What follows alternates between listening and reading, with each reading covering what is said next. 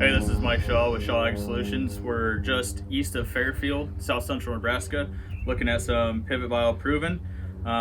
This particular field was planted around April 26. Last week, around Wednesday, we had the 70 to 80 mile an hour winds, a lot of corn stress.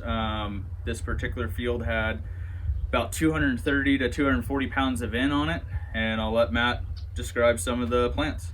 So as Mike alluded to, we came out here today and an opportunity to look pre-harvest, opportunity for us to be in the field at before we get into full reproductive state, and an opportunity to evaluate proven versus an untreated check. So a couple things that we were looking at internally when we were in the field, and the samples of which that we took in a random sample here in our field, was stalk diameter and root mass.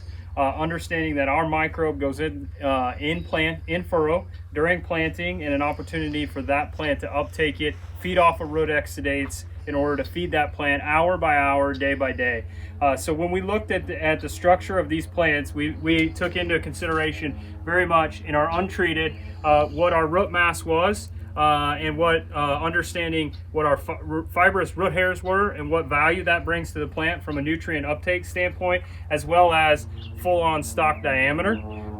So when we compared the two between the check and the proven, we understood that we had a much larger root mass and an opportunity for greater nutrient uptake, while at the same time we have a 9.1% stalk circumference increase. So when we start thinking of opening up the cellular tissue of a plant in order to put nutrients into the ear.